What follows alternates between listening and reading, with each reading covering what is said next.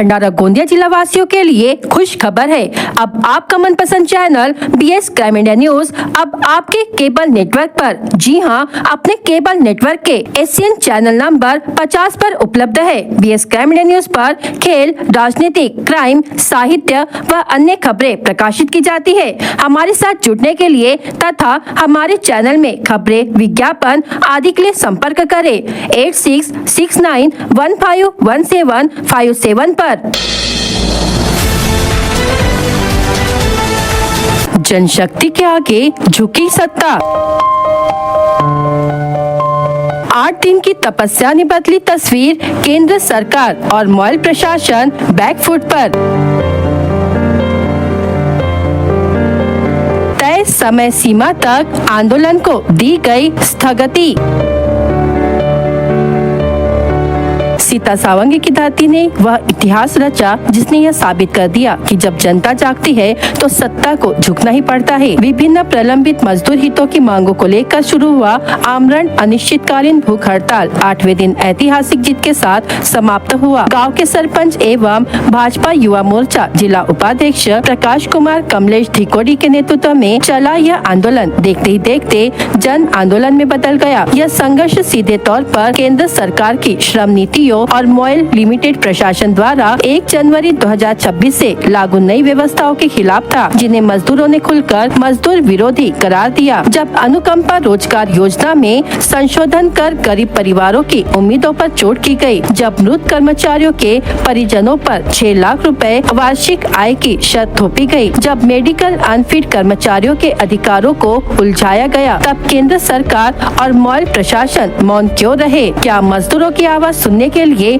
उन्हें आमरण अनशन पर बैठना जरूरी है? 8 दिनों तक गांव का चौक संघर्ष का केंद्र बना रहा। महिलाएं, बुजुर्ग, युवा, किसान और मजदूर जनप्रतिनिधि सब एकजुट होकर डटे रहे। यह आंदोलन किसी एक व्यक्ति का नहीं, पूरे क्षेत्र की अस्मिता का प्रश्न बन चुका था। प्रमुख मांगों के साथ ग्राम के सरपंच तथा भाजपा युवा मोर्चा जिला उपाध्यक्ष प्रकाश कुमार धिकोड़ी आमरण उपोषण कर नेतृत्व किया, जिसमें अनुकंपा रोजगार योजना में किया गया संशोधन तत्काल वापस लिया जाए, सेवा के दौरान मृत्यु के सभी मामलों में अनुकंपा नियुक्ति पूर्ववत बहाल की जाए, मेडिकल अनफिट कर्मचारियों एवं उनके आश्रितों को भर्ती अनुकंपा लाभ शीघ्र दिया जाए, सेवानिवृत्ति में 3 से 5 वर्ष शेष मेडिकल अनफिट मजदूरों की तत्काल बदली भर्ती हो, 6 लाख वार्षिक आय की शर्त पूर्णतः समाप्त की जाए, ठेका मजदूरों को समान काम, समान मजदूरी, मेडिकल सुविधा और सरकारी छुट्टियां दी जाए। आंदोलन के दौरान विधायक परिणय फूके और राजू कारेमोरे ने प्रशासन से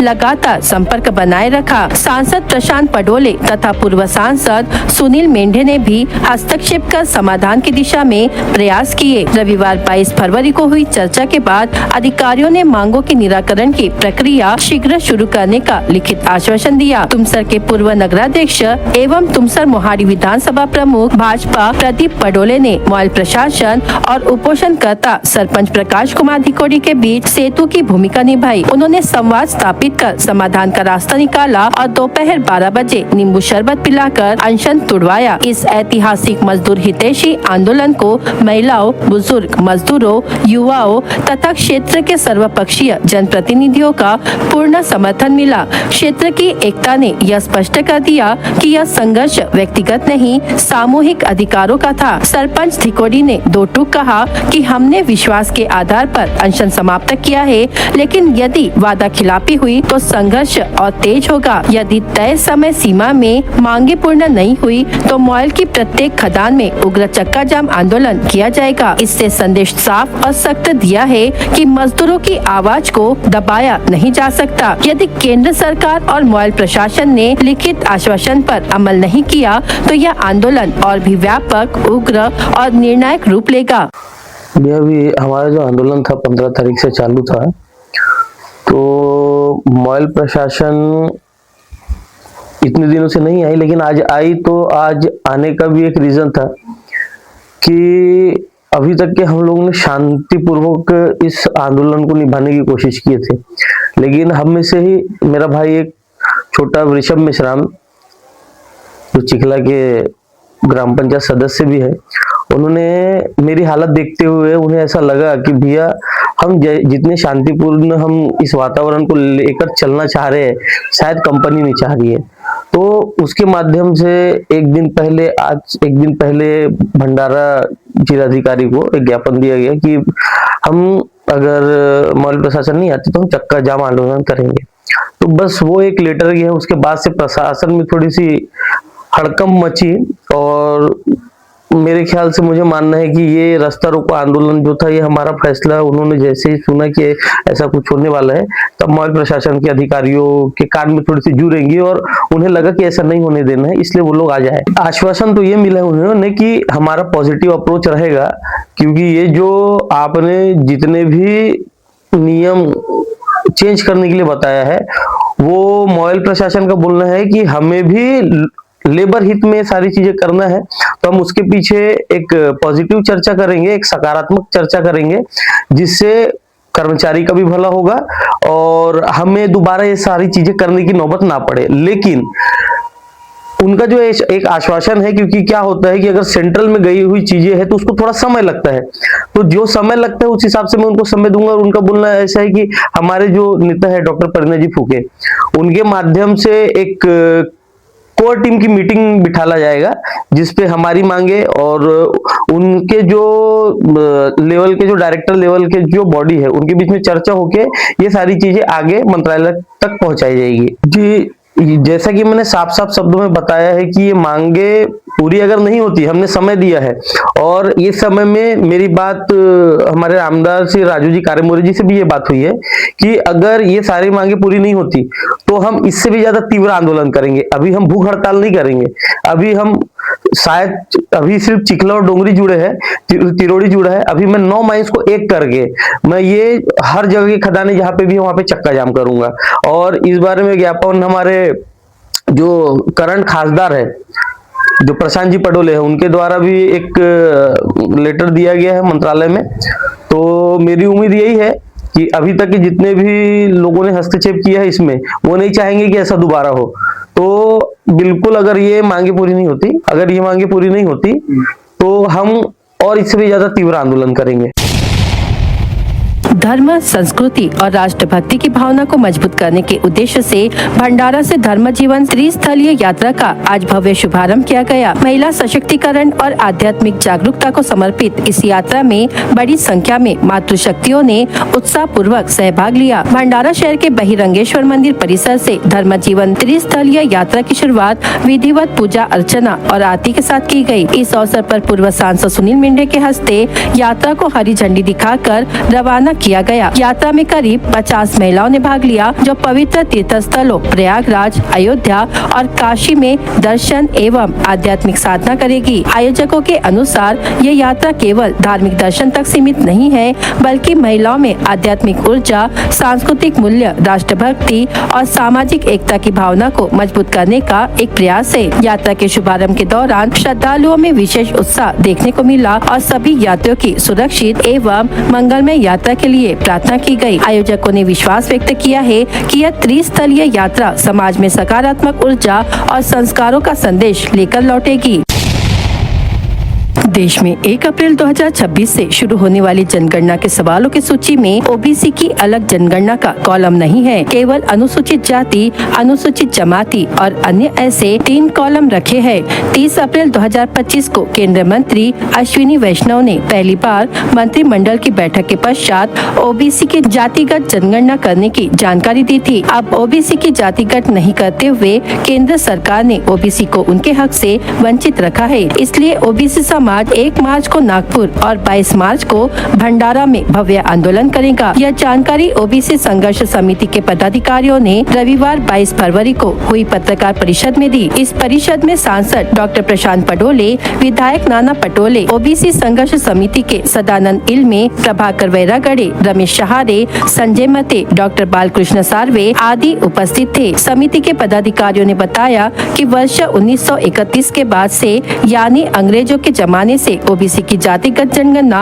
नहीं हुई है। केंद्र सरकार ने ओबीसी जनगणना पर यू टर्न लिया है। जनगणना दौरान पूछा जाने वाला 12वां सवाल, आप अनुसूचित जाति, अनुसूचित जनजाति हो या अन्य हो, ऐसा है। ऐसे में ओबीसी की जनगणना नहीं होगी, ऐसा भय ओबीसी संघर्ष समिति के पदाधिकारियों को है। पदाधिकारियों ने सवाल किया है कि जब तक ओबीसी वर्ग की जनसंख्या नहीं पता चलेगी, तब तक उन्हें आरक्षण का लाभ देना संभव नहीं होगा, जिसके चलते ओबीसी संघर्ष समिति ने केंद्र सरकार के खिलाफ भव्य आंदोलन करने का फैसला लिया है। 1 मार्च को नागपुर और 22 मार्च को भंडारा में आंदोलन करने की भूमिका अपनाई गई है।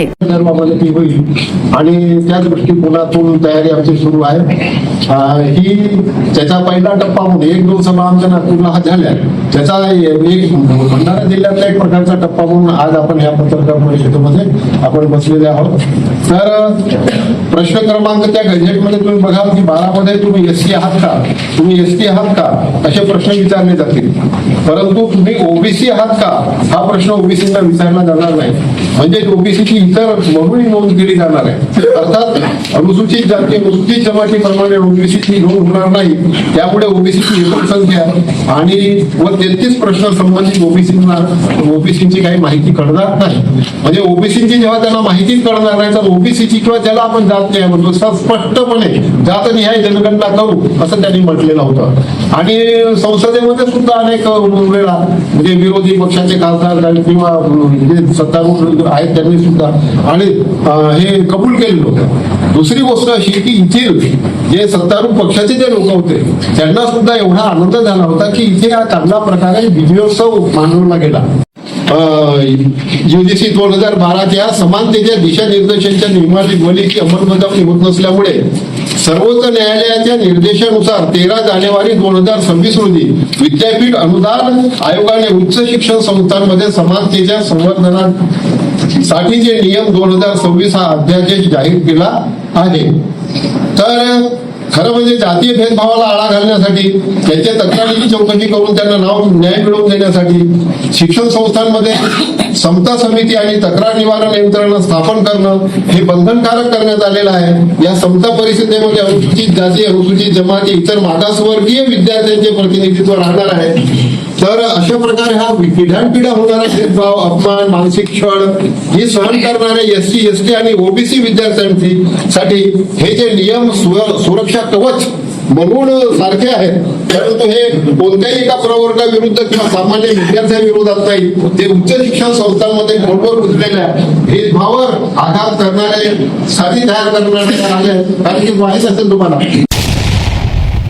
चेन्नई के आईटी कंपनी में इंटर्नशिप के लिए गई मोहाली तहसील के वठी निवासी युवती की सेल्फी लेते समय समंदर में डूबकर मृत्यु हो गई। घटना शनिवार 21 फरवरी को चेन्नई के पौंडीचेरी मार्ग पर कांताट्टर पुलिस थाने की सीमा में गोल्डन बीच पर घटित हुई। युवती अपने दोस्तों के साथ बीच पर घूमने के लिए गई थी। सेल्फी लेते समय अचानक 15 फीट ऊंची लहरें उठने पर वठी निवासी युवती समेत 3 विद्यार्थी समंदर में डूब गए। घटना को लेकर भंडारा जिला प्रशासन तमिलनाडु के स्थानीय प्रशासन के साथ संपर्क बनाए हैं। मृतक युवती का नाम कुमारी मयूरी हरिश्चंद्र चौधरी, उम्र 23 वर्ष बताया जाता है। भंडारा जिलाधिकारी कार्यालय के जिला आपदा प्रबंधन अधिकारी अभिषेक नामदास द्वारा दी गई जानकारी के अनुसार मयूरी हरिश्चंद्र चौधरी को फरवरी माह में चेन्नई के आईटी कंपनी में इंटर्नशिप के लिए काम मिला था। मयूरी की तरह महाराष्ट्र के 15 युवा इस कंपनी में इंटर्नशिप पर थे। शनिवार को कंपनी को छुट्टी थी तो सभी युवा चेन्नई के पौंडीचेरी मार्ग पर समंदर के किनारे घूमने गए थे। मयूरी समेत 3 लोग समंदर के लहरों के पास सेल्फी निकाल रहे थे, तभी पानी की 15 फीट ऊंची लहरें आई और तीनों को डुबा ले गई। इसी बीच मयूरी का शव मिला है। शव को चेन्नई के जिला अस्पताल में रखा गया है। प्रशासन पीड़ित परिवार के साथ संपर्क बनाए हुए है। मयूरी के परिवार में माता, पिता और भाई है। इस घटना से परिवार सदमे में है। आज भंडारा शहर के किसानों के लिए गर्व की बात है कि सब्जियों को बाजार में अच्छे दाम मिल रहे हैं। भंडारा जिले में उत्पादित सब्जियां अब दूसरे राज्यों तक भेजी जा रही है, जिससे यहाँ के किसान भाइयों को उनके माल का उचित मूल्य मिल रहा है। बेहतर दाम मिलने से किसानों में खेती के प्रति नई उत्सुकता और विश्वास बढ़ा है। सभी की यही अपेक्षा है कि हमारे जिले के किसानों को आगे भी इसी तरह उनकी मेहनत का सही मूल्य मिलता रहे। किसानों के हित में हम हमेशा उनके साथ खड़े हैं। जब जब किसानों को छोटी मोटी परेशानियों का सामना करना पड़ता है, तब महात्मा ज्योतिबा फुले मार्केट के सभी व्यापारी एकजुट होकर उनकी समस्याओं को दूर करने का प्रयास करते हैं और मजबूती से किसानों का साथ निभाते हैं। बाहर से आए व्यापारियों का भी बाजार में विशेष योगदान रहा है। रांची बिहार से आए व्यापारी बबलू यादव, उत्तर प्रदेश से संदीप गुप्ता, छत्तीसगढ़ से अरुण अन्नपूर्णा सहित सभी बाहरी व्यापारियों का हार्दिक स्वागत किया गया। इस अवसर पर महात्मा ज्योतिबा फुले मार्केट एसोसिएशन